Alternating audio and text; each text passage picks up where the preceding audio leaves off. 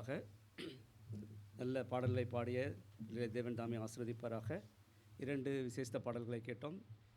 2 பேருக்கும் தேவனுடைய நாமத்திற்கென்று மகிமைக்கென்று இந்த பாடலை பாடினார்கள். தேவன் அவர்களை ஆசீர்வதிப்பாராக.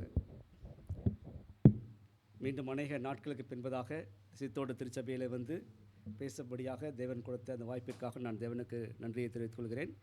இன்றைய பாடத்திற்காக, இன்றைய செய்திக்காக நான் தெரிந்து கொண்டிருக்கிற தலைப்பானது ஐபிராத்து நதி வத்தி போதல், எப்போது, ஏன், எப்படி. இந்த தியானத்திற்காக எடுத்துக்கொண்டிருக்கிற வேத வாக்கியமானது வெளிப்படுத்தல் புத்தகம் 16வது அதிகாரம் 12வது வசனம். வெளிப்படுத்தல் 16:12 வாசிங்க.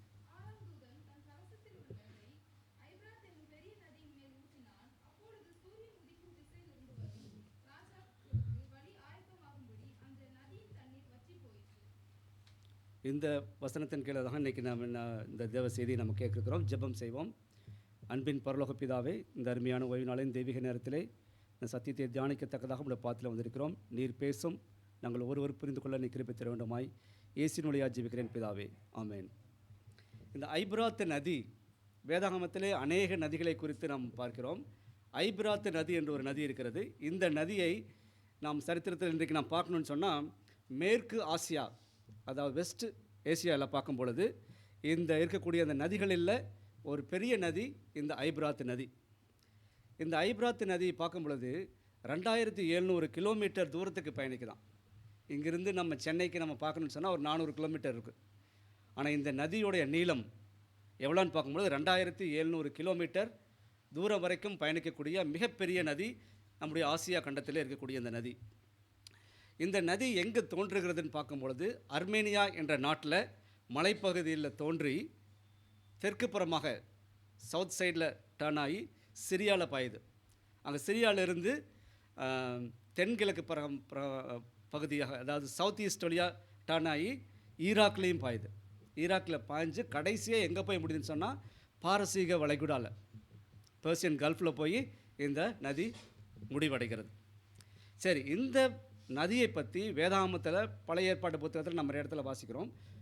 புதிய ஏற்பாட்டு புத்தகத்தில் 2 இடங்கள் மாத்திரம்தான் இந்த ஐபிராத்து நதியை குறித்து சொல்லப்பட்டிருக்கிறது. எங்கேன்னு பார்க்கும் பொழுது வெளிப்படுத்தல் புத்தகம் 9வது அதிகாரத்தில் வாசிக்கும் பொழுது அங்கே 6வது எக்காலம் ஊதப்படும் பொழுது இந்த ஐபிராத்து நதியை பற்றி அங்கே ஒரு ரெஃபரன்ஸ் இருக்குது. அது விட்டோம்னா வெளிப்படுத்தல் புத்தகம் 16வது அதிகாரத்தில் 6வது வாதை ஊற்றப்படும் போதும் இந்த ஐபிராத்து நதி அங்கு சொல்லப்படுகிறது. இந்த 2 இடங்களில் தான் புதிய ஏற்பாட்டில் இந்த ஐபிராத்து நதியை குறித்து வேதாகமம் சொல்லுகிறது. சரி, இந்த ஐபிராத்து நதி குறித்து நான் வாசிக்கும் பொழுது இந்த ஐபிராத்து நதி மேலே நம்ம வாசிப்புறம் வெளிப்படுத்தல் 16:12 வாசிக்கும் பொழுது 6ஆம் தூதன் தன் கலசத்தில் உள்ளதை எங்கே ஊற்றுறான்? 6ஆம் தூதன்னா என்னது? இது 7 வாதைகளுடைய காலத்தில், தவணையின் காலம் முடிஞ்சதுக்கப்புறம் ஆண்டவரை இயேசு கிறிஸ்துவின் வருகைக்கு முன்பதாக இந்த பூமியின் மேலே எத்தனை வாதைகள் ஊற்றப்படுகிறது? 7 வாதைகள், தேவனுடைய கோபாக்னியாகிய 7 வாதைகள் ஊற்றப்படுது. அந்த 7 வாதைகளில் 6வது வாதையை குறித்து சொல்லும் பொழுது இந்த ஐபிராத்து நதியை பற்றி சொல்லுது. அப்போது இந்த ஐபிராத்து நதி 7 வாதைகளோடு தொடர்புடையதாக இருக்கிறது. சரி, தொடர்ந்து நம்ம அந்த 16வது அதிகாரத்தில் வாசிக்கும் பொழுது இந்த 6வது வாதையில் குறித்து யோவான் சொன்னதுக்கப்புறம் ஐபிராத்து நதி மேலே ஊற்றுறான், ஐபிராத்து நதி வறண்டு போகுது அப்படின்னு சொல்லிட்டு தொடர்ந்து 13-14 வசனங்களை வாசிக்கும் பொழுது, அப்பொழுது வலுசர்ப்பத்தின் வாயிலும் மிருகத்தின் வாயிலும் கள்ளத்தீர்க்கதரிசியின் வாயிலும் இருந்து தவளைகளுக்கு ஒப்பான 3 அசுத்த ஆவிகள் புறப்பட்டு வர கண்டேன். அவைகள் அற்புதங்களை செய்கிற பிசாசுகளின் ஆவிகள். அவைகள் பூலோகம் எங்கும் உள்ள ராஜாக்களை சர்வ வல்லமையுள்ள தேவனுடைய மகா நாளில் நடக்கும் யுத்தத்திற்கு கூட்டிச் சேர்க்கும்படி புறப்பட்டு போகிறது. இங்கே யோவான் தீர்க்கதரிசி 7 வாதைகளை பற்றி சொல்லிட்டு வர்றாரு. அதில் சொல்லிட்டு வரும்போது இந்த 6வது வாதையை சொல்கிறாரு. 6வது வாதை நேரத்தில் அந்த தூதன் அந்த கலசத்தில் உள்ளது எங்கே ஊற்றுறான்? ஐபிராத்து நதி மேலே ஊற்றுறான். அப்படி ஊற்றும் பொழுது சூரியன் உதிக்கும் திசையிலிருந்து வரும் ராஜாக்களுக்கு வழி ஆயத்தமாகும்படி அந்த தண்ணி என்ன பண்ணிடுது? வற்றி போயிடுது. இதை சொல்லி முடித்ததுக்கப்புறம் தேவனுக்கும் அவருடைய பிள்ளைகளுக்கும் எதிராக இந்த முழு உலகத்தையும் ஒன்றிணைக்கக்கூடிய ஒரு சில 3 சக்திகளை குறித்து இங்கே யோவான் சொல்கிறார். அப்போது நன்மைக்கும் தீமைக்கும் நடக்கக்கூடிய அந்த இறுதி போராட்டத்தில் இந்த ஐபிராத்து நதி மிக முக்கிய பங்கு வகிக்கிறது. தேவனுக்கும் அவருடைய பிள்ளைகளுக்கும் எதிராக நடக்கக்கூடிய அந்த இறுதி போராட்டத்தில் ஐபிராத்து நதி மிக முக்கிய பங்கு வகிக்கிறது. அப்படின்னா இந்த ஐபிராத்து நதி அப்படிங்கிறது எதனை அடையாளப்படுத்துகிறது என்பதை தேவனுடைய பிள்ளைகளாகிய நீங்களும் நானும் அறிந்திருக்க வேண்டியது மிகவும் அவசியம். வேதாகமம் என்ன சொல்லுது நம்ம பார்க்கலாம்.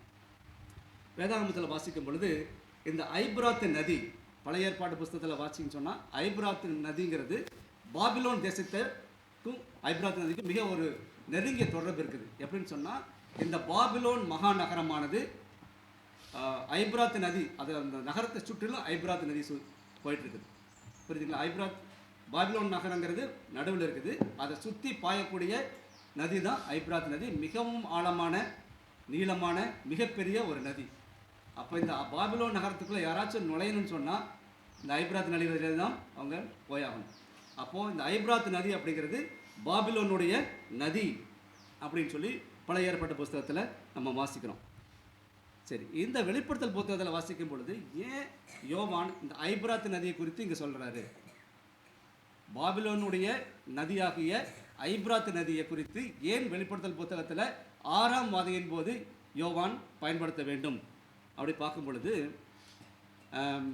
இந்த ஐபிராத்து நதிக்கும் பாபிலோனுக்கும் மிகவும் நெருங்கிய தொடர்பு இருக்குது நம்ம பார்த்தோம். அப்போது இந்த பண்டைய பாபிலோன், இந்த ஓல்டு பாபிலோனை பற்றி படிச்சுக்கிட்டானா இந்த வெளிப்படுத்தல் புத்தகத்தில் பாபிலோன் சொல்லி நிறைய இடத்துல யோவான் பயன்படுத்துறதை பார்க்குறோம். அந்த பாபிலோன்கிறது எதை குறிக்கிறது? புதிய ஏற்பாட்டில் வெளிப்படுத்தல் புத்தகத்தில் சொல்லப்படுகிற பாபிலோன் அப்படிங்கிறது எதை குறிக்குது? யாரை சொல்ல முடியுமா?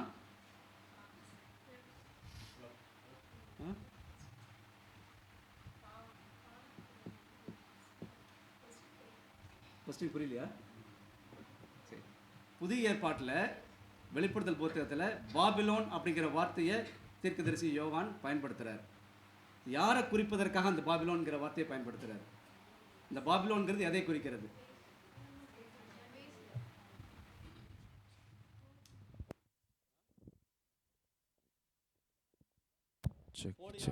திருச்சபை.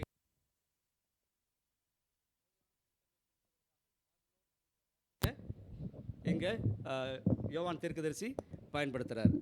சரிங்களா? அப்போது இந்த புதிய ஏற்பாட்டு புத்தகத்தில் வெளிப்படுத்தல் புத்தகத்தில் சொல்லப்பட்டிருக்கிற அந்த பாபிலோனை, அந்த ஆவிக்குரிய பாபிலோனை நம்ம புரிஞ்சு கொள்ளணும்னு சொன்னால் பழைய ஏற்பாட்டில் அந்த பாபிலோனை பற்றி நம்ம தெரிஞ்சிருக்கணும். அப்படி இல்லைன்னா புதிய ஏற்பாட்டில் ஏன் அங்கே யோவான் அந்த பாபிலோன்கிற வார்த்தையை பயன்படுத்துகிறாருன்னு நமக்கு புரியாது. சரிங்களா? சரி, அப்போ நன்மைக்கும் தீமைக்குமான இந்த இறுதி போராட்டத்தில் இந்த பாபிலோன் அப்படிங்கிறது மிக முக்கிய பங்கு வகிக்கிறது. அதனால தான் அந்த பாபிலோன்கிற வார்த்தையை வெளிப்படுத்தல் புத்தகத்தில் பயன்படுத்துகிறாரு. இந்த பாபிலோன்கிறது ஐபிராத்து நதிக்கும் உள்ள என்ன அவ்வளோ ஒரு முக்கியத்துவம் இருக்குது அப்படிங்கிறது தான் நம்ம இன்னைக்குள்ள பாடத்தில் நம்ம படிக்க போகிறோம். அப்போ நம்ம பார்த்த பிரகாரம் பாபிலோன் அப்படிங்கிறது போலி திருச்சபை அல்லது மருள விழுந்த திருச்சபைகளை குறிப்பதற்காக இங்கு யோவான் அந்த வார்த்தையை பயன்படுத்துகிறாருன்னு பார்க்குறோம். வெளிப்படுத்தல் 17வது அதிகாரம் 5வது வசனத்தை வாசிங்க சொன்னால் அங்கே உங்களுக்கு தெரியும், வாசிக்க வேண்டாம். சரி, அப்போ இந்த பாபிலோன் அப்படிங்கிறது தேவனுக்கு எதிரான ஒரு மிகப்பெரிய நகரம். பாபிலோன் அப்படிங்கிறது தேவனுக்கு எதிரான ஒரு மிகப்பெரிய நகரம்.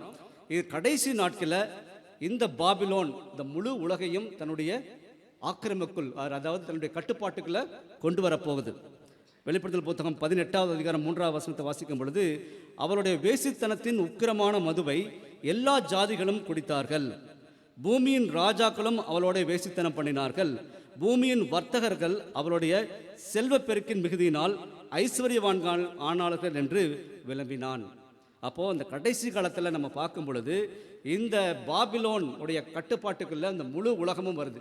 ராஜாக்கள் எல்லாம் அந்த பாபிலோன் சொல்கிறது தான் கேட்க போகிறாங்க. பூமியினுடைய வர்த்தகர்கள், அதாவது மிகப்பெரிய மர்ச்சன்ட்ஸ் எல்லாருமே இதோடைய கண்ட்ரோலுக்குள்ளே தான் வரப்போகிறாங்க. பூமியின் மக்கள் அனைவரும் அவருடைய வேசித்தனத்தின் உக்கிரமான மதுவை எல்லா ஜாதிகளும் குடித்தார்கள் அப்படின்னு சொல்லி இங்கே தெளிவாக இங்கே சொல்கிறார். அப்போது இந்த வசனமானது முழு உலகமும் இந்த பாபிலோனுடைய ஆதிக்கத்திற்குள் கொண்டு வரப்படும் என்பதை அது குறிப்பிடுகிறது.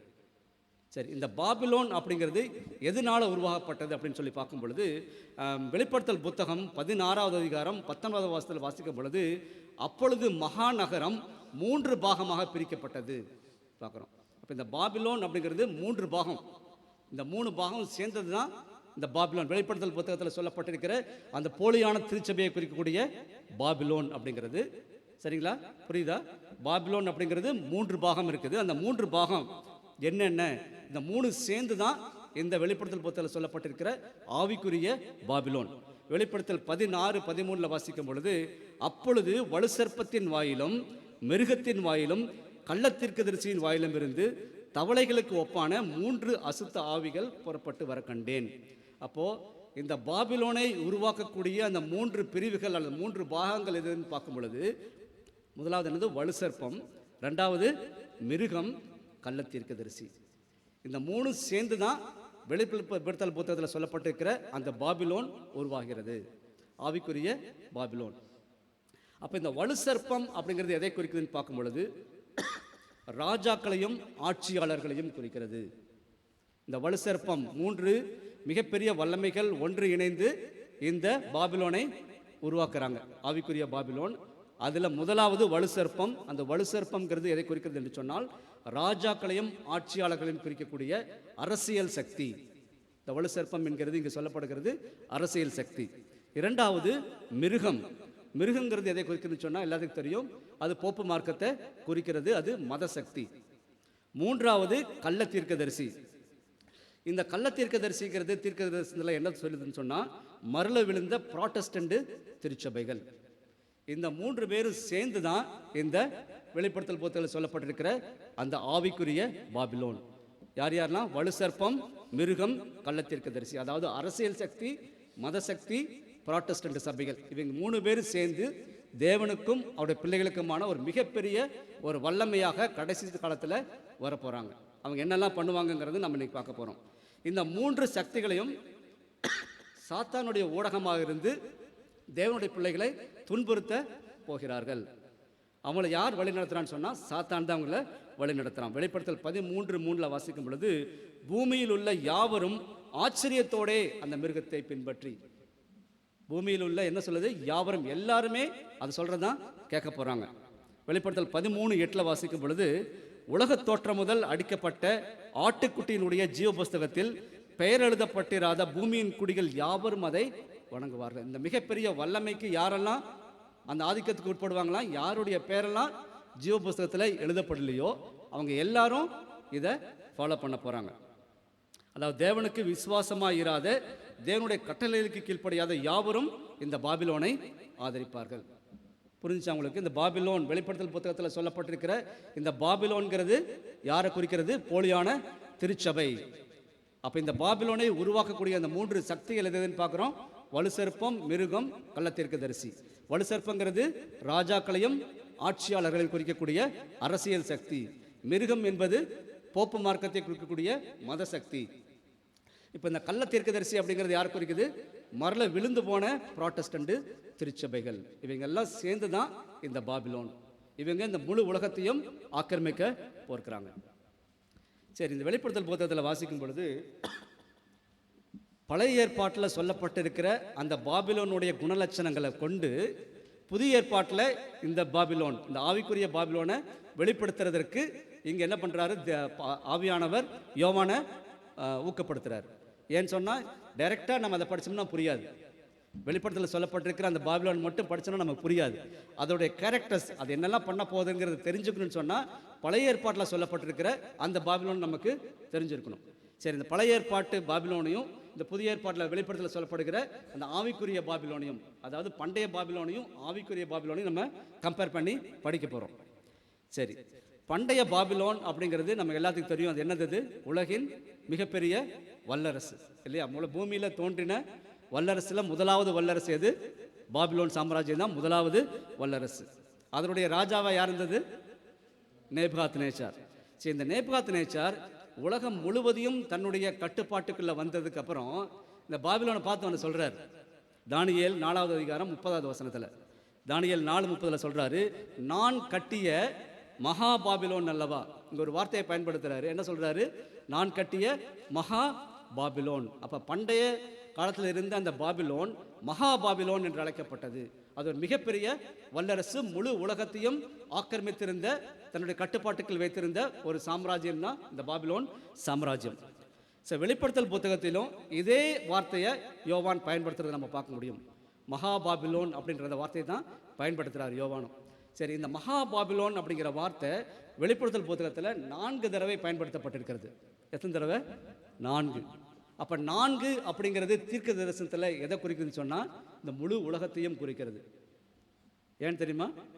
4 அப்படிங்கிறது வெளிப்படுத்தல் புத்தகத்தில் எங்கெல்லாம் வாசிக்கிறீங்களோ அந்த 4 அப்படிங்கிற எண் முழு உலகத்தையும் குறிக்குது. ஏன்னு சொன்னால் கிழக்கு, மேற்கு, தெற்கு, வடக்கு அந்த 4 திசைகளையும் கொண்டு அது முழு உலகத்தையும் குறிக்கக்கூடியதாக இருக்கிறது. அப்போ இங்கே யோவான் பயன்படுத்தும் பொழுது மகா பாபிலோன் என்ற வார்த்தையை பயன்படுத்துகிறாரு, 4 முறை பயன்படுத்துகிறாரு. அதே போல் எப்படி பண்டைய பாபிலோன் அந்த காலத்தில் முழு உலகத்தையும் தன் கட்டுப்பாட்டுக்களை வச்சிருந்த மிகப்பெரிய வல்லரசாக இருந்ததோ, அதே போல் இந்த உலகம் முடிவில் கடைசி காட்கள்லையும் இந்த பாபிலோன் வெளிப்படுத்தல் சொல்லப்பட்டிருக்கிற ஆவிக்குரிய பாபிலோன் முழு உலகத்தையும் தன்னுடைய கட்டுப்பாட்டிற்குள் கொண்டு வரப்போகிறது.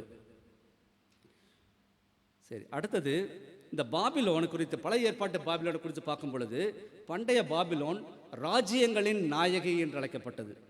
ஏசாயா புத்தகம் 47வது அதிகாரம் 5வது வசனத்தை நம்ம வாசம் சொன்னால், ஏசாயா 47:5 என்ன சொல்றாருன்னா, ஏசாயா தீர்க்கதரிசி, கல்தேயரின் குமாரத்தியே, இனி நீ ராஜ்யங்களின் நாயகி என்று அழைக்கப்படுவதில்லை. அப்போ அந்த பண்டைய பாபிலோனை பார்க்கும் பொழுது அது என்ன அழைக்கப்பட்டுச்சு? ராஜ்யங்களின் நாயகி அப்படின்னு சொன்னால் எல்லா ராஜ்யத்துக்கும் அதுதான் என்னது? குயின் அப்படின்னு சொல்லி பழைய ஏற்பாட்டில் இந்த பண்டைய பாபிலோன் அழைக்கப்பட்டுச்சு.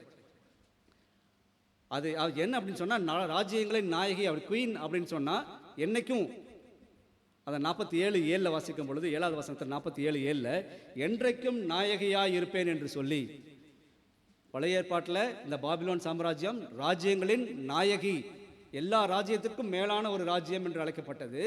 தொடர்ந்து வாசிக்கும் பொழுது என்றென்றைக்கும் நாயகியாய் இருப்பேன் என்று சொல்லி, நான் தான் என்றைக்குமே குயினாக இருப்பேன், எனக்கு அப்புறம் யாருமே வர முடியாது அப்படிங்கிற எண்ணம் அதுக்கு இருந்துச்சு. அதனால தான் 8வது வசனத்தை வாசிக்கலாம். நான் தான் என்னை தவிர ஒருவரும் இல்லை, நான் விதவை ஆவது இல்லை, நான் சந்தான சேதத்தை அறிவதில்லை என்று சொல்லுகிறவளே. இந்த பாபிலோனை குறித்து தீர்க்கதரிசனம் சொல்லும் பொழுது நான் தான், என்னை தவிர யாருமே இல்லை. அதனால தான் நேபுகாத்நேச்சர் அந்த சிலையை செய்யும் பொழுது அந்த சிலையினுடைய தலை பஞ்சு மட்டும் எனது பொண்ணு, அதுக்கப்புறம் வெள்ளி, வெண்கலம், இரும்பு, களிமண். அப்படி தான் தேவன் நேபுகாத்நேச்சருக்கு கொடுத்த அந்த கனவுல வந்தது. தானியேல் அது விளக்கத்தை கொடுக்கிறார். ஆனால் இவர் செஞ்ச அந்த தூரான்ற சமவெளியில் செஞ்சு வச்ச சிலை எப்படிப்பட்ட சிலை? தலையிலிருந்து பாதை வரைக்கும் கோல்டு. அப்படின்னு என்ன அர்த்தம்? அப்போ என்ன நினைச்சா நேபுகாத்நேச்சர்? எனக்கு அப்புறம் வேற சாம்ராஜ்யம் யாருமே இருக்கக்கூடாது, நான் தான் என்னைக்கும் நிலையான, இந்த பாபிலோன் சாம்ராஜ்யம் தான் நிலையானதாக இருக்கணும் அப்படின்றத நேபுகாத்நேச்சர் அங்கே நினைச்சார் இல்லைங்களா? அப்போ அப்படி தான் அதான் சொல்கிறார், நான் தான் என்னை தவிர ஒருவரும் இல்லை. அந்த எண்ணம் அந்த பாபிலோனுக்கு, பண்டைய பாபிலோனுக்கு இருந்துச்சு. அதே போல் வெளிப்படுத்தல் புத்தகத்தில் நாம் வாசிக்கும் பொழுது அதே உருவகத்தையும் இங்கே யோவான் பயன்படுத்துகிறாரு. வெளிப்படுத்தல் 18:7 வாசிக்கும் பொழுது அந்த பாபிலோனை குறித்து என்ன சொல்கிறான்னு சொன்னால், இந்த ஆவிக்குரிய பாபிலோனை, நான் ராஜஸ்திரியாய் வீற்றிருக்கிறேன், நான் கைம்பெண் அல்ல, நான் துக்கத்தை காண்பதில்லை என்று அவள் தன் இருதயத்திலே எண்ணினாள். பார்த்தீங்களா? அதே வார்த்தைகள் இங்கே பயன்படுத்துகிறார். ராஜஸ்திரியாய் வீற்றிருக்கிறேன் இங்கே சொல்கிறாரு, அங்கே ராஜ்யங்களின் நாயகி. அப்புறம் நான் கைம்பெண் அல்ல இங்கே சொல்கிறாரு, அங்கே சொல்லும்போது நான் விதவையாவதில்லை. அப்புறம் அங்கே பண்டைய பாபிலோனை குறித்து சொல்லும் பொழுது நான் சந்தான சேதத்தை அறிவதில்லை, இங்கே வாசிக்கும் பொழுது நான் துக்கத்தை காண்பதில்லை.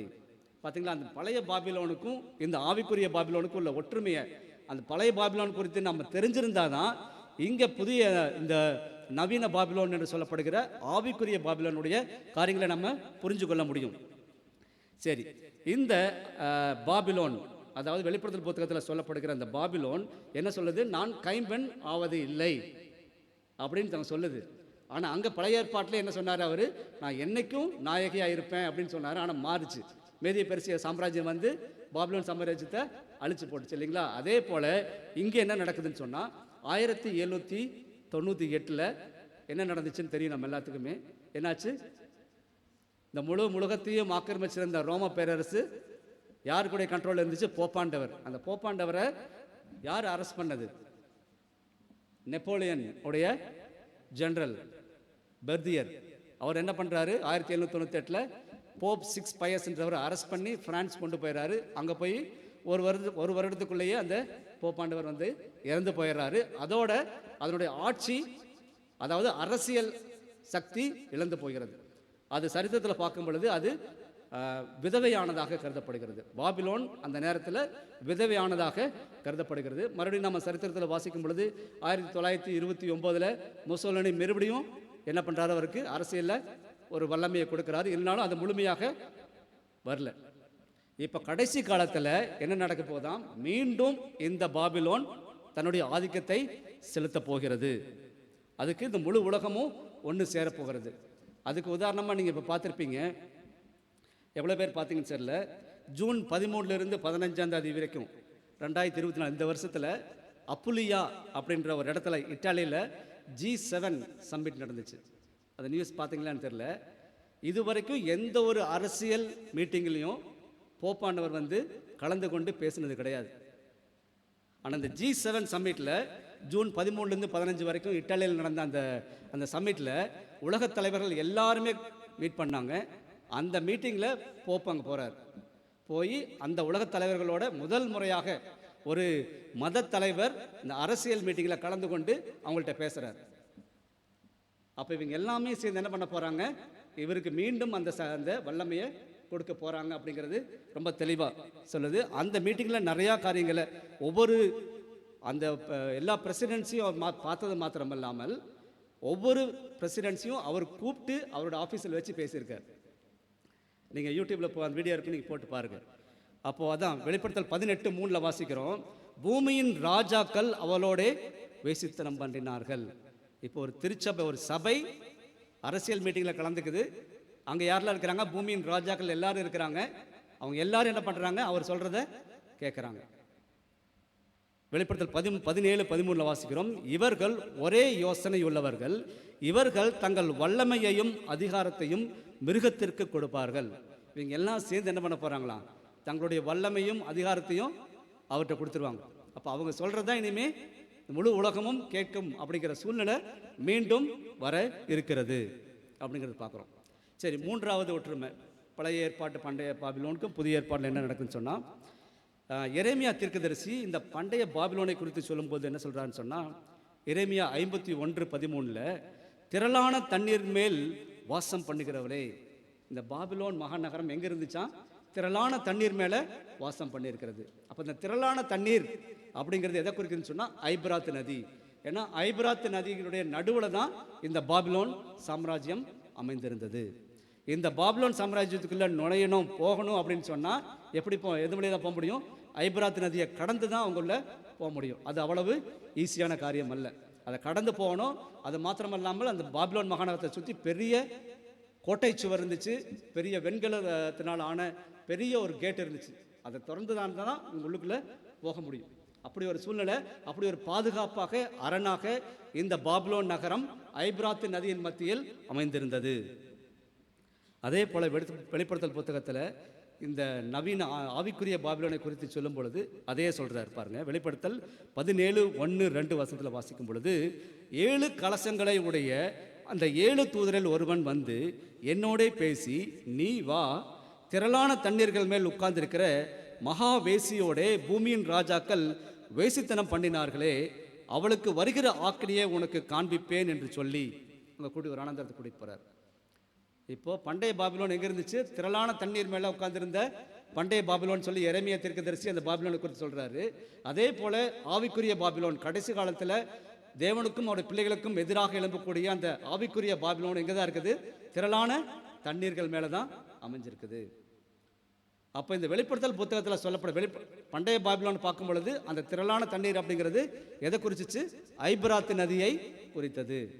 அப்போது வெளிப்படுத்தல் புத்தகத்துக்கு வரும் பொழுது இந்த ஆவிக்குரிய பாபிலோன் அமர்ந்திருக்கக்கூடிய அந்த திரளான தண்ணீர் எதை குறிக்கிறது என்பதை நாம் அறிந்து கொள்ள வேண்டும். வெளிப்படுத்தல் புத்தகம் 17:15 வெளிப்படுத்தல் 17:17 வாசிக்கும் பொழுது, பின்னும் அவன் என்னை நோக்கி, அந்த வேசி உட்கார்ந்திருக்கிற தண்ணீர்களை கண்டாயே, அவைகள் ஜனங்களும் கூட்டங்களும் ஜாதிகளும் பாசைக்காரருமாம். இப்போ பண்டைய பாபிலோன் அமர்ந்திருந்த அந்த திரளான தண்ணீர் ஐபிராத்து நதி. இப்போ இந்த ஆவிக்குரிய பாபிலோன், தேவனுக்கும் அவருடைய பிள்ளைகளுக்கும் எதிராக எழும்பக்கூடிய அந்த மிகப்பெரிய சக்தியாகிய அந்த ஆவிக்குரிய பாபிலோன் அமர்ந்திருக்கிறது என்னது? திரளான தண்ணீர். அது எதை குறிக்கிறது? ஜனங்களும் கூட்டத்தாரும் ஜாதிகளும் பாசைக்காரரும். அப்படின்னா இந்த வசனங்கள் என்ன சொல்லணும்னு சொன்னால், இந்த நவீன பாபிலோன், ஆவிக்குரிய பாபிலோன் அமர்ந்திருக்கக்கூடிய அந்த தண்ணீர் எதை குறிக்குதுன்னு சொன்னால், இந்த உலக ஜனங்கள் அனைவரையும் குறிக்கிறது. அவங்க எல்லாரும் என்ன பண்ணுவாங்க? இந்த பாபிலோனை ஆதரிப்பாங்க. அந்த அவருடைய ஆதரிப்பினால தான் இந்த பாபிலோன் மிகவும் செல்வாக்கானதாக இருக்கிறது. எப்படி அந்த ஐபிராத்து நதியினால இந்த பண்டைய பாபிலோன் பாதுகாப்பானதாக அரணானதாக இருந்துச்சோ, அதை கடந்து தான் உள்ளே போக முடியும். அந்த நதி வற்றி போலைன்னா பாபிலோனுக்குள்ளே யாருமே போக முடியாது. அதே போல இந்த ஆவிக்குரிய பாபிலோனுடைய சக்தி என்னது? உலகம் முழுவதும் அதை ஆதரிக்கிறது தான் அதனுடைய சக்தி. சரி, ஐபிராத்து நதியானது பண்டைய பாபிலோன் மகிமையாகவும் பாதுகாப்பாகவும் இருந்துச்சு.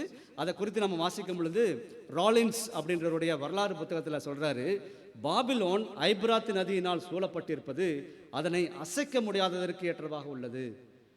அந்த ஹிஸ்டரி புக்கில் ராலின்ஸ் அப்படிங்கிறவர் பண்டைய பாபிலோன் குறித்து சொல்லும்போது சொல்றாரு, என்ன சொல்றாருன்னா, பாபிலோன் ஐபிராத்து நதியினால் சூழப்பட்டிருந்ததுனால அது அசைக்கப்பட முடியாதாக இருந்தது. இதை குறித்து ப்ராஃபட்ஸ் அண்ட் கிங்ஸ், தீர்க்கதரிசிகளும் ராஜாக்களும் என்ற புத்தகத்தில் எலன் ஒயிட் அம்மையார் சொல்கிறாங்க, அந்த பண்டைய பாபிலோன் குறித்து சொல்லும் பொழுது, பாபிலோன் அதன் உயரமான சுவர்கள் மற்றும் வெண்கல வாயில்கள் மற்றும் ஐபிராத்து நதியினால் சூழப்பட்டு பாதுகாக்கப்பட்டிருந்தது. மேலும் வளமான விளைச்சல்கள் போதுமானதாக இருக்க அதன் மன்னர் பாதுகாப்பாக உணர்ந்தார் மற்றும் மகிழ்ச்சியிலும் களியாட்டத்திலும் தன்னுடைய நேரத்தை கழித்தார். நேபுகாத் நேச்சாருக்கு பின்னாடி வந்தது அவருடைய பேரன் தான் யார் சொன்னோம்? அவருக்கு ராஜா இருந்தார், பெல்சாத்சார் இல்லையா? அவருடைய காலத்தில் பாபிலோன் நல்ல பாதுகாப்பாக இருக்குது, சுற்றிலும் ஐபிராத் நதி ஓடிட்டு இருக்குது, நம்முடைய எதிரிகள் உள்ள வர முடியாது அப்படின்ற அவருக்கு ஒரு நம்பிக்கை இருந்ததுனால என்ன பண்ணார்? அவர் ரொம்ப பாதுகாப்பாக உணர்ந்தார். மேலும் அந்த ஐபிராத் நதினால அந்த தேசம் முழுவதும் செழிப்பாக இருந்துச்சு. நம்மளை யாரும் அட்டாக் பண்ண முடியாது, ஒன்றுமே பண்ண முடியாதுன்னு அவருடைய நேரத்தில் எதில் செலவிட்டாராம்? களியாட்டத்துலேயும் அந்த மாதிரி பொழுதுபோக்குலையும் தன்னுடைய நேரத்தை அவர் செலவிட்டு இருந்தார். இப்போ அந்த பகைவர்கள் இந்த பாபிலோன் தேசத்துக்குள்ள நுழையணும்னு சொன்னால் இந்த ஐபிராத் நதி வத்தி போகணும். அப்படி வத்தி போகலைன்னு சொன்னால் யாரும் அதுக்குள்ள போக முடியாது. வெளிப்படுத்தல் புத்தகம் 18வது அதிகாரம் 3வது வசனத்தில் வாசிக்கும் பொழுது, அவருடைய வேசித்தனத்தின் உக்கிரமான மதுவை எல்லா ஜாதிகளும் குடித்தார்கள். பூமியின் ராஜாக்கள் அவரோட வேசித்தனம் பண்ணினார்கள். பூமியின் வர்த்தகர்கள் அவருடைய செல்வ பெருக்கின் மிகுதினால் ஐஸ்வர்யவான்கள் ஆனார்கள் என்று விளம்பினான்.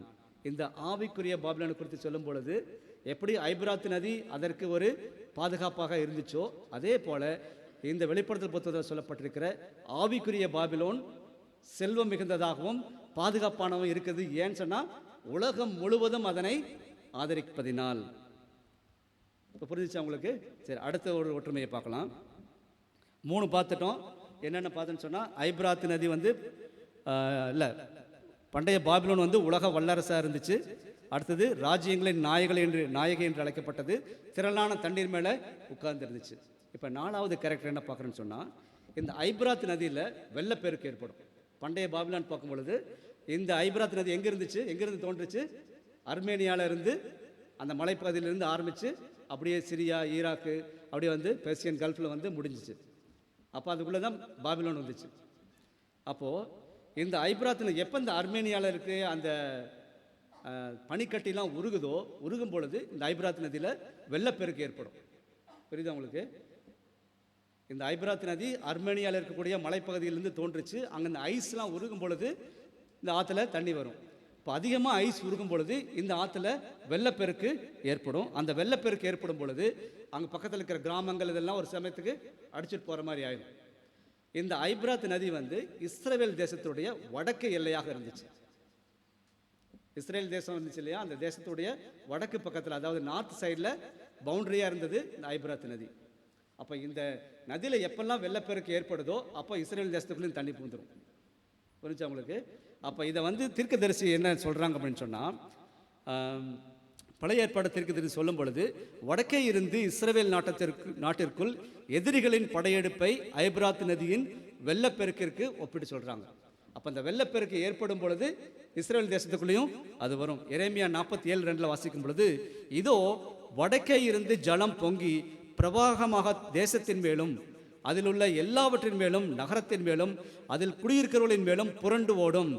அப்பொழுது மனுஷர் கூக்குரலிட்டு தேசத்தின் குடிகள் எல்லாரும் அலறுவார்கள். இது எதை பற்றி சொல்கிறான்னு சொன்னால், அசிரிய படையெடுப்பு, அதாவது பாபிலோனுடைய படையெடுப்பு. எப்பெல்லாம் தேவனுடைய பிள்ளைகள் தேவனுடைய சொல்லு கேள்விப்படியாமல் அவர் விட்டு வழி விலகி போகிறாங்களோ அப்போ என்ன பண்ணுவார் ஆண்டவர்? அவங்களுடைய எதிரிகளை இவங்களை அட்டாக் பண்ணுறதுக்கு அலோவ் பண்ணிடுவார். இப்போ இவங்கெல்லாம் எப்போ விலகி போகும்பொழுது இந்த அசிரியர்களும் பாபிலோனர்களும் என்ன பண்ணுவாங்க? இஸ்ரேல் பீப்புளை அட்டாக் பண்ணுவாங்க. அப்படி அட்டாக் பண்ணுறதுக்கும் தேவன் ஒரு எல்லையை வச்சுருந்தார். இவ்வளோ தூரம் தான் நீ என்னுடைய மக்களை நீ துன்புறுத்த முடியும், ஒடுக்க முடியும். அந்த எல்லையை தாண்டும் பொழுது என்ன பண்ணுவார் ஆண்டவர்? அங்கே இடைப்படுவார். இடைப்பட்டு அவர்களை காப்பாற்றுவார். தேவன் தன்னுடைய பிள்ளைகளை ஒருபோதும் முற்றிலுமாக கைவிட மாட்டார் அப்படிங்கிற சொல்கிறாங்க. இதே போல் வெளிப்படுத்தல் புத்தகத்தில் ஐபிராத் நதியும் இதே முக்கியத்துவம் வாய்ந்ததாக இருக்கிறது. ஒரு எடுத்துக்காட்டை பார்க்கும் பொழுது வெளிப்படுத்தல் புத்தகம் 9வது அதிகாரம் 14வது வசனத்தில் வாசிக்கும் பொழுது அங்கே 6வது எக்காலத்தை பற்றி சொல்லப்படுது. வெளிப்படுத்தல் புத்தகம் 16வது அதிகாரம் 9வது வசனத்தில் 9வது அதிகாரம் 14வது வசனத்தில் வாசிக்கிறேன்.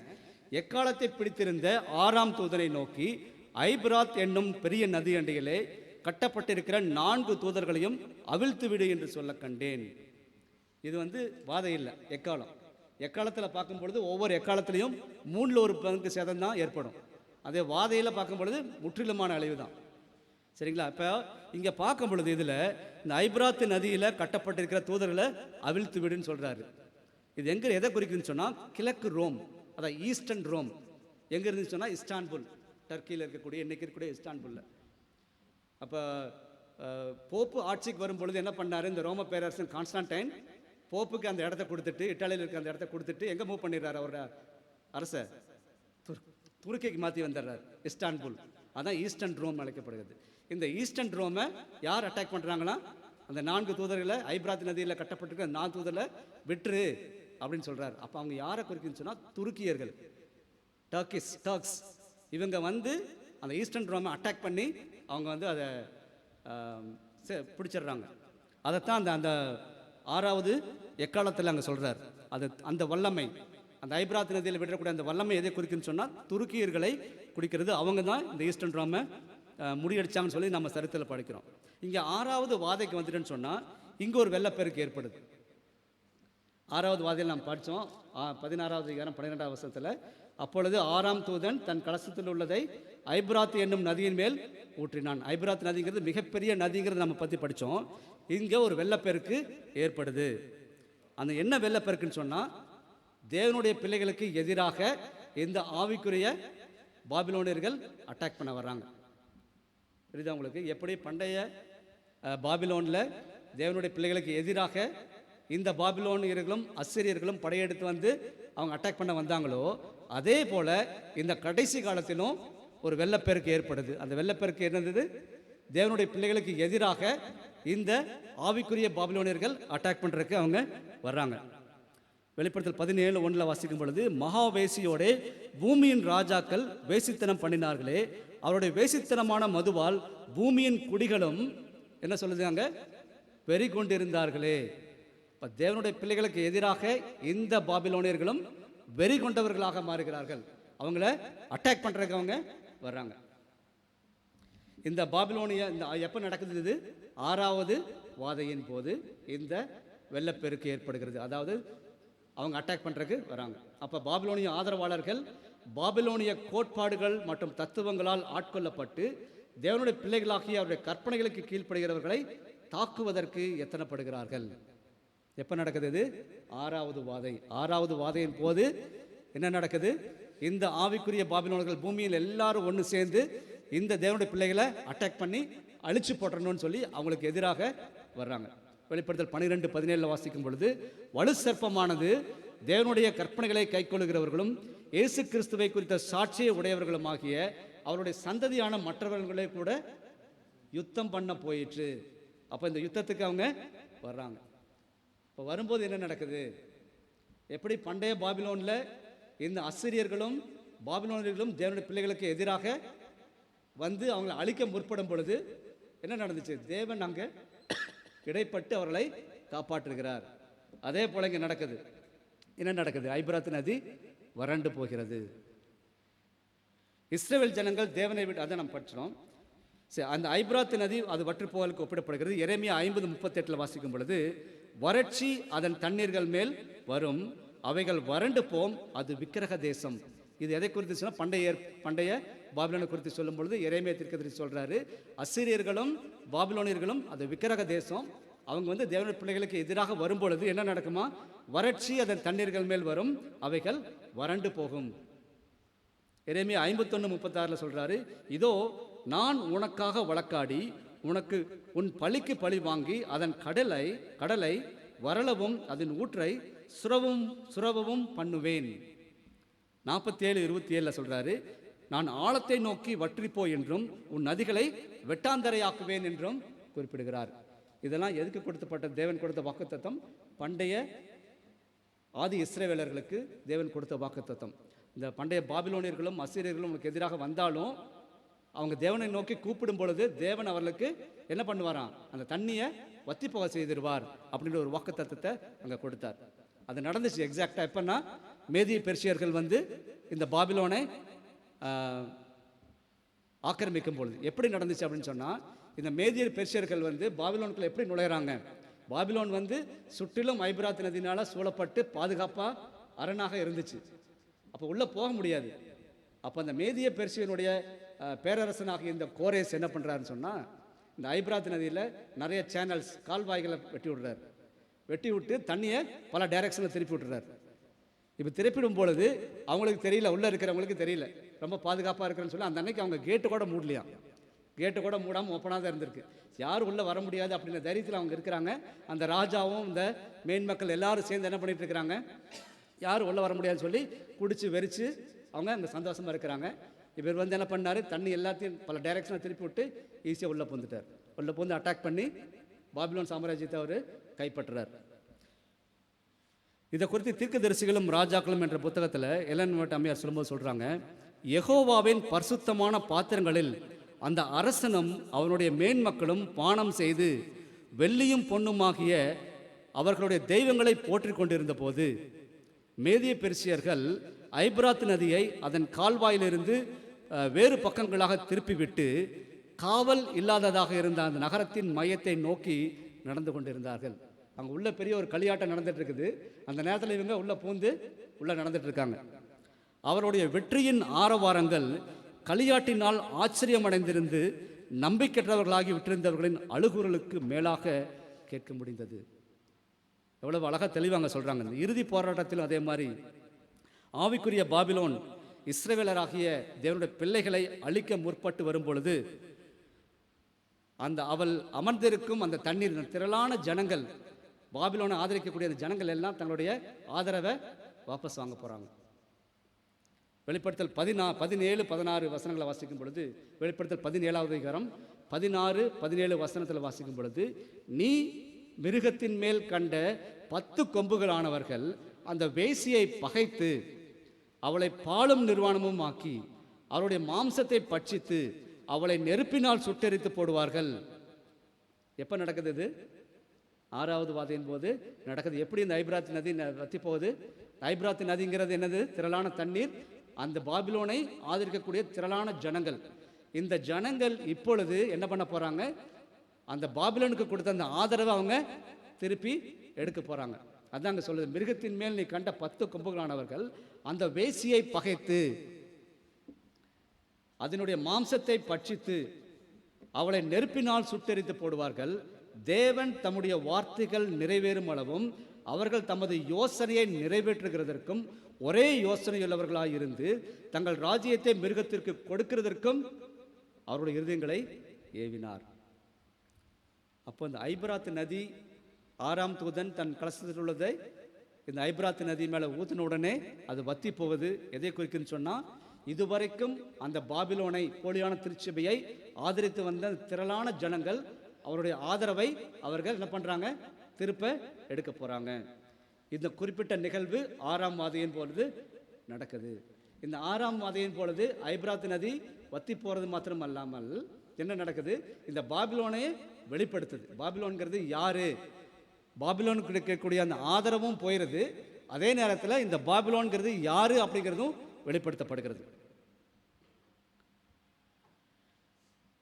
இந்த 6வது வாதையின் பொழுது என்ன நடக்குதுன்னு சொன்னால், தேவனுடைய பிள்ளைகள் எல்லாரும் எங்கே இருக்க போகிறாங்கன்னா, வனாந்தரத்திலையும் காடுகளிலும் மலைகளிலும் எல்லா இடத்துலையும் ஒளிஞ்சிருக்க போகிறாங்க. ஏன்னா இந்த ஒவ்வொரு வாதையாக வரும் பொழுது என்ன ஆகுது, மரண சட்டம் பிறப்பிக்கப்படுகிறது. இப்போ என்னன்னு சொன்னால், ஒரு குறிப்பிட்ட ஜனங்கள் இருக்கிறாங்க, இவங்க அவங்க கற்பனைகள் கீழ்ப்படிஞ்சு ஓய்வு நாளை கடைப்பிடிச்சு நடக்கிறதுனால தான் நமக்கு இந்த வாதைகள்லாம் வருது. அப்போ இவங்களை அழிச்சு போட்டணும் அப்படின்னு சொல்லி இந்த முழு உலகமும் திரண்டு தேவனுடைய பிள்ளைகளுக்கு எதிராக வராங்க. இப்போ தேவனுடைய பிள்ளைகள் ஒரு நாட்டில் மட்டும் இருக்காங்களா, பல நாட்டில் பல தேசங்களில் பிரிஞ்சு இருக்காங்க. அப்போ ஒவ்வொரு நாட்டிலையும் எங்கெல்லாம் தேவனுடைய பிள்ளைகள் மறைஞ்சு ஒளிஞ்சிருக்காங்களோ அவர்களுக்கு எதிராக அந்த நாட்டில் இருக்கக்கூடிய மக்கள் எல்லாம் ஒன்று திரண்டு வராங்க. அவங்களை எப்படியாச்சும் அழிச்சு போடணும் அப்படின்னு சொல்லி வராங்க. இந்த நேரத்தில் தேவனுடைய பிள்ளைகள் அழிவின் விளிம்பில் இருக்கிறாங்க அப்படின்னு சொல்லி அம்மையார் சொல்கிறாங்க. இந்த நேரத்தில் தான் தேவன் தம்முடைய மக்களை காப்பதற்கு இடைப்பட போகிறார்.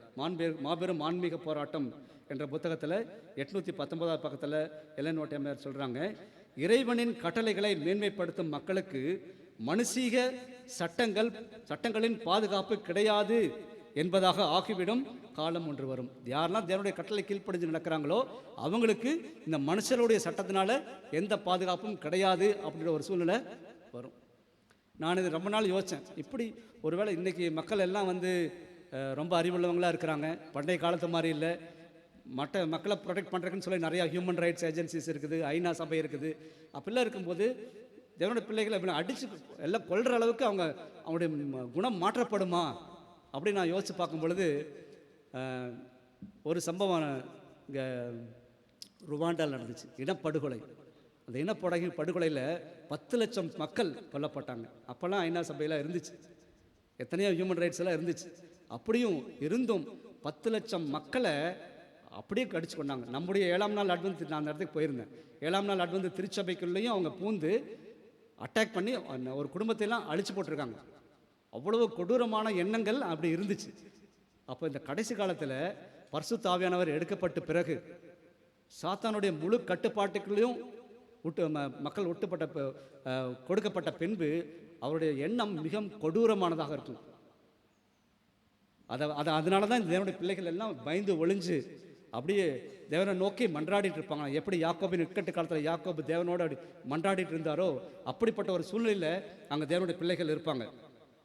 இறைவனின் கட்டளைகளை மேன்மைப்படுத்தும் மக்களுக்கு மனுஷீக சட்டங்களின் பாதுகாப்பு கிடையாது என்பதாக ஆகிவிடும் காலம் ஒன்று வரும்.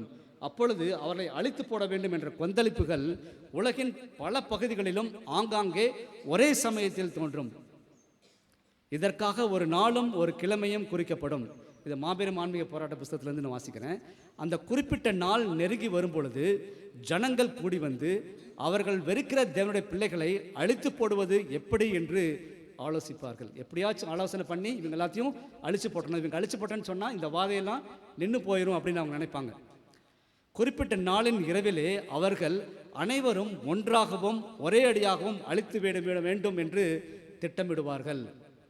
அவர்கள் இப்படி திட்டமிடும் பொழுது தேவனுடைய பிள்ளைகளில் சிலர் சிறைச்சாலைகளில் அடைக்கப்பட்டிருப்பார்கள். யாரெல்லாம் சத்தியக்கு உண்மையாக இருக்காங்களோ எங்கே இருப்பாங்களா, கொஞ்சம் பேர் சிறைச்சாலையில் இருப்பாங்க. சிலர் காடுகளிலும் மலைகளிலும் மறைவான இடங்களிலும் ஒளிந்து கொண்டிருப்பார்கள். தங்கள் எதிரிகளின் கைகளுக்கு தங்களை தப்புவிக்கும்படி இறைவனிடம் மன்றாடி கொண்டிருப்பார்கள். எப்படியாச்சும் எங்களை காப்பாற்றிருங்கன்னு சொல்லிட்டு அங்கே தேவனுடைய பிள்ளைகள் தேவனை நோக்கி மன்றாடி கொண்டிருப்பார்களாம். அதே வேளையில் உலகின் ஒவ்வொரு பகுதியிலும் பிசாசுகளின் ஆதிக்கத்திற்குட்பட்ட ஆயுத பயிற்சி பெற்ற மனிதர்கள் அவர்களை அழித்து போடுவது என்று ஆயத்தமாகி கொண்டிருப்பார்கள். இப்போ எவ்வளோ பெரிய பெரிய சோல்ஜர்ஸ், பெரிய ஆர்மி எல்லாம் சேர்ந்து இவங்களை அழிச்சிடணும்னு சொல்லி தேவனுடைய பிள்ளைகளுக்கு எதிராக வராங்களாம். இப்படிப்பட்ட கடுமையான இக்கட்டு காலத்தில் தான் தேவன் தாம் தெரிந்து கொண்ட மக்களுக்காக இடைப்பட துவங்குவார். எப்படின்னு சொன்னால், ஒரு பெரிய இருள் வந்து மூடிடும். இவங்க எல்லாம் அட்டாக் பண்ணி கில் பண்ணின்னு வரும்பொழுது பூமி முழுவதும் ஃபுல் இருட்டாயிருமா. வெகு கூச்சலோடும் ஏளன பேச்சுகளோடும் சாபமான வார்த்தைகளோடும் வெறி பிடித்த கூட்டமானது தேவ பிள்ளைகளை குறிவைத்து ஓடி வரும். இதுதான் வெள்ளப்பெருக்கு. ஐபிராத் நதியில் ஏற்படக்கூடிய வெள்ளப்பெருக்கு எப்படி பண்டைய பாபிலோன் நடந்துச்சோ அதே போல இந்த ஆவிக்குரிய பாபிலோனில் நடக்குது. வெள்ளப்பெருக்கு தேவனுடைய பிள்ளைகளுக்கு எதிராக ஏற்படுது. அப்போ ஏற்படும் போது என்ன நடக்குதுன்னு பாருங்க. அப்பொழுது திடீரென கனத்த இருள், நள்ளிரவை விட கருத்த இருட்டு பூமியின் மேல் பரவும். பிறகு தேவனுடைய சிங்காசனத்தின் மகிமையோடு கூடிய வானவில் ஒன்று ஆகாயம் முழுவதையும் வளைந்து நிற்பதோடு தேவனிடம் விண்ணப்பம் மேந்தி நிற்கும் தேவ பிள்ளைகளையும் அந்த மகிமை சூழ்ந்து நிற்கும். இப்படி எல்லாம் அட்டாக் பண்ண வரும்பொழுது திடீர்னு ஃபுல் இருட்டு, அவங்கள எல்லாம் பித்து பிடிச்ச மாதிரி ஆயிடுவாங்க. எங்கே போகிறது என்னன்னு தெரியாது. அந்த சூழ்நிலையில் ஒரு வானவில் தேவனுடைய பிள்ளைகளை சரவுண்ட் பண்ணி அப்படியே நிற்குமா. இதை பார்க்கும் பொழுது அந்த வெறி பிடித்த கூட்டம் இதனால் திகைத்து நிற்கும். அப்படியே அவங்க அப்படியே ஸ்டன்னாகி நிற்பாங்க. அப்படியே அவர்களது ஏளன கூச்சல்கள் அடங்கும். தாங்கள் நடத்த வந்த கொலைவெறி தாக்குதலின் நோக்கமே அவர்களுக்கு மறந்து போயிடும். எதுக்காக நம்ம அட்டாக் பண்ண வந்தாங்களோ அப்படிங்கிற அந்த எண்ணமே அவங்களுக்கு அங்கே மறைஞ்சு போயிருமா. பயங்கரமான அசம்பாவிதங்கள் தங்களுக்கு நேரிட போகின்றன என்ற பயத்தோடு இறைவன் அது உடன்படிக்கையின் அடையாளமாகிய வானவில்லை கூர்ந்து பார்ப்பார்கள். ஏதோ நமக்கு நடக்க போகுது அப்படிங்கிற பயம் அவங்களுக்கு வந்துருமா.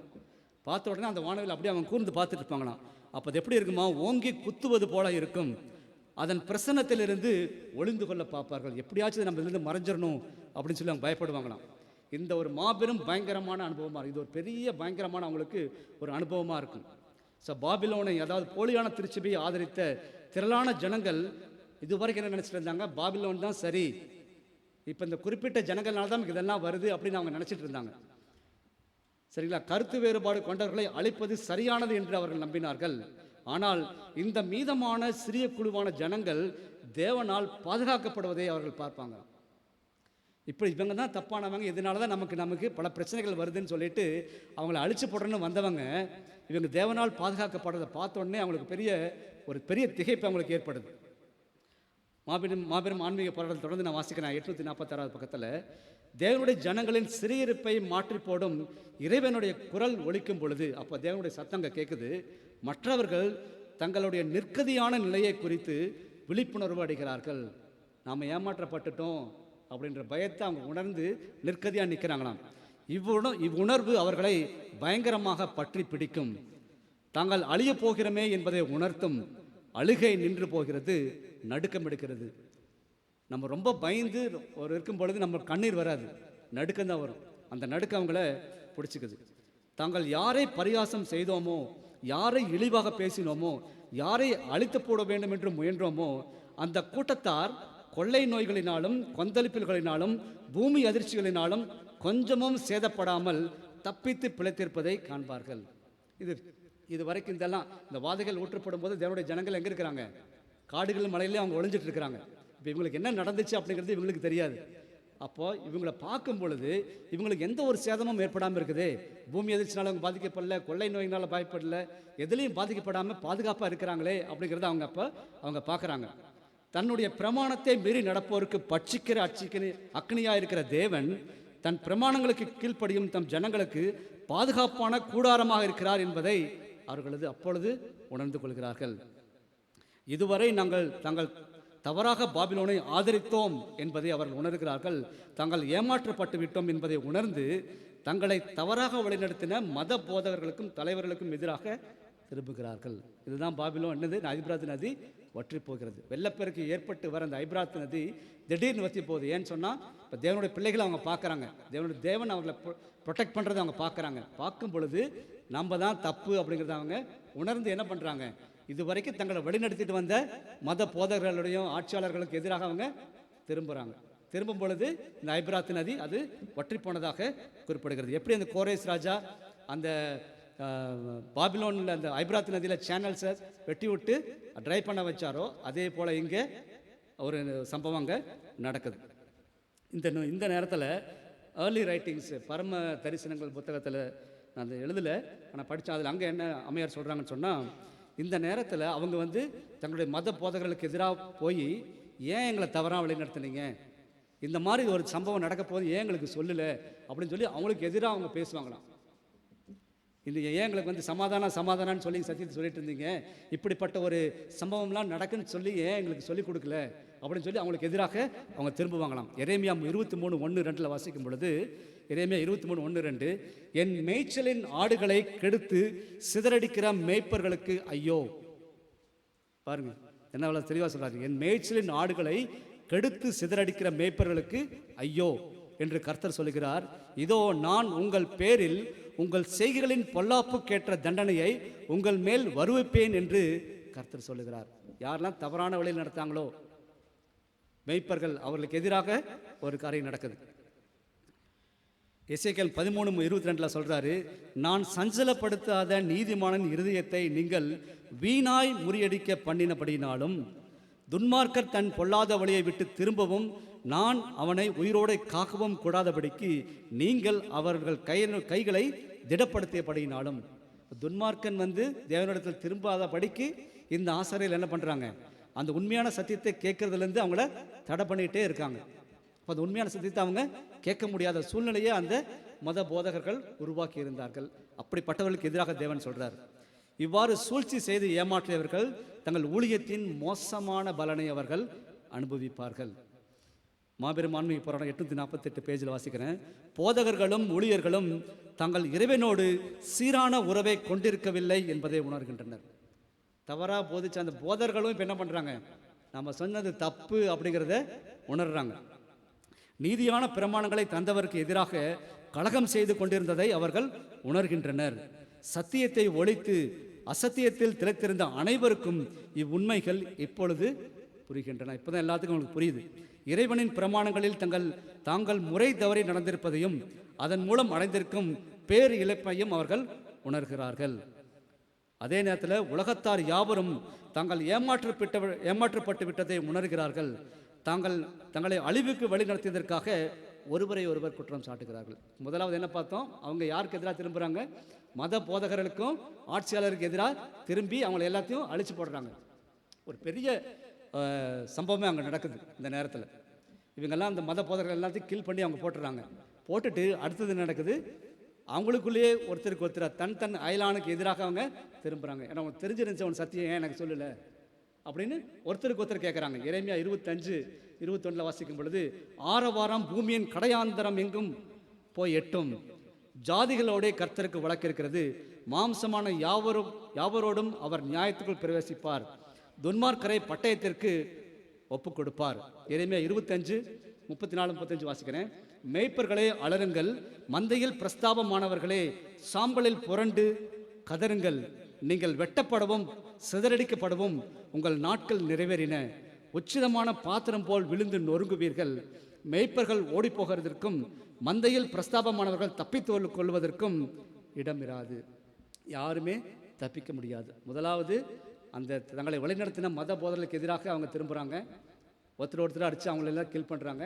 அடுத்தது தங்களுடைய சக அயலானோடு அவங்களுக்கு ஒரு யுத்தம், அவங்க ஒரு சண்டை வருது. இது எல்லாமே 6வது வாதையின் போது நடக்குது.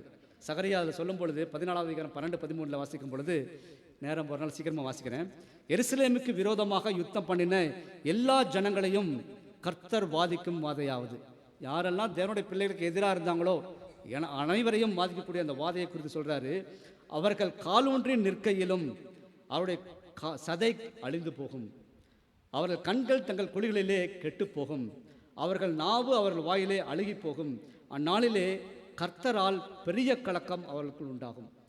அந்த நாளில் தேவனுக்கு விரோதமானவர்களுக்குள்ள ஒரு பெரிய கலக்கம் வருது. அவனவன் தன் அயலானின் கையை பிடிப்பான். எரேமியா சகரியா சொல்றார், அவனவன் தன் அயலானின் கையை பிடிப்பான், அவனவனுடைய கை அவனவனுடைய அயலானுக்கு கைக்கு விரோதமாக எழும்பும். ஒரே குடும்பத்தில் அப்பா பசங்க பிள்ளைங்களாக இருப்பாங்க. பசங்க அப்பாவுக்கு எதிராக சொல்லுவாங்க, அப்பா உங்களுக்கு சத்தியம் தெரிஞ்சிருந்த ஏன் எங்களை சொல்லல, ஏன் எங்களுடைய சத்தியத்தில் நீங்கள் நடத்தலை அப்படின்னு கேள்வி கேட்பாங்க.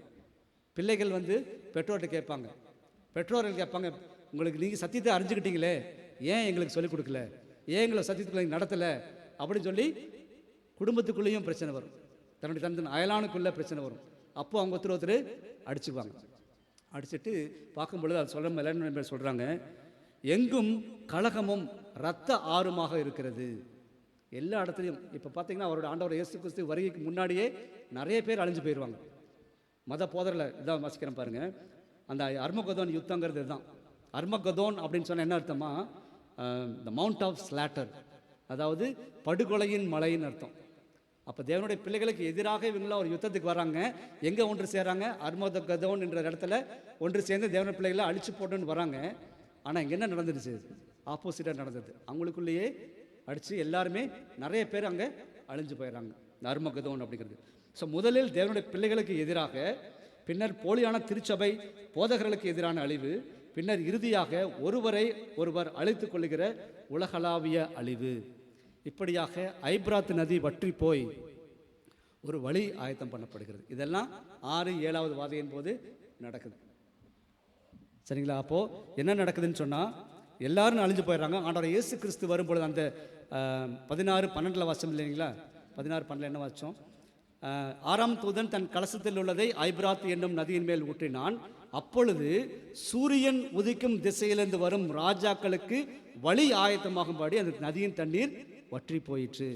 பண்டைய பாபிலோனில் பார்க்கும் பொழுது அந்த ஐப்ராத் நதியின் தண்ணீர் வற்றி போய் யார் உள்ள போகிறது? எந்த ராஜா போகிறாரு?